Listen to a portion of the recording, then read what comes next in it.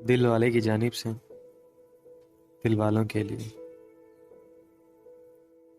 بانو قدسیہ کے چند اقوال پیش خدمت ہیں۔ اللہ دکھ بھری داستان کو بڑے دھیان سے سنتا ہے،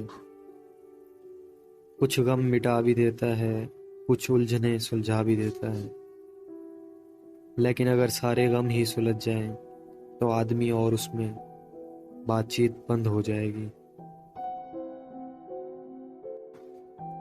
کبھی بھی شادی کے کھانے کی برائی نہ کرو، بیٹی کے باپ کی پوری عمر لگی ہوتی ہے صرف اس ایک وقت کے کھانے کے لیے۔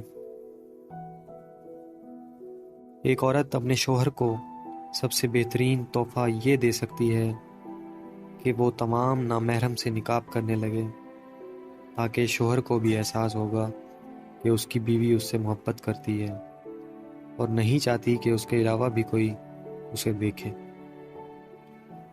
مرد اگر روکتا ہے، ٹوکتا ہے، تو اس کا مطلب یہ نہیں کہ وہ شک کرتا ہے یا اس پر اعتبار نہیں کرتا، بلکہ وہ اسے اپنی عزت سمجھتا ہے اور اس کا خیال خود سے بھی زیادہ رکھتا ہے۔ ایسی عورت دنیا کی خوش نصیب عورت ہے۔ عورت محبت کرے اور اسے چھوڑنے کا سوچے، یہ ناممکنات میں سب سے اعلیٰ درجے کی بات ہے۔ محبت اپنی مرضی سے کھلے پنجرے میں طوطے کی طرح بیٹھے رہنے کی صلاحیت ہے۔ اکثر اوقات سچ کڑوا نہیں ہوتا، سچ بولنے کا انداز کڑوا ہوتا ہے۔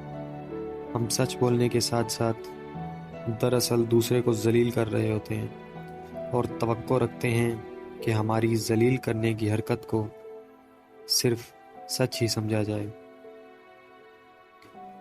آپ کتنا ہی علم کیوں نہ پڑھ جاؤ، آپ کیسے ہی عالم کیوں نہ بن جاؤ، لازم نہیں کہ ہدایت پا جاؤ۔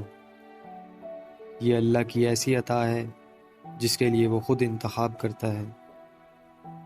علم کے سچے طالب بن جاؤ اور گڑ گڑا کر دعا کرو، شاید یہی پہلی سیڑھی ہے۔ محبت میں ذاتی آزادی کو طلب کرنا شرک ہے۔ بیک وقت دو افراد سے محبت نہیں کی جا سکتی، محبوب سے بھی اور اپنی ذات سے بھی۔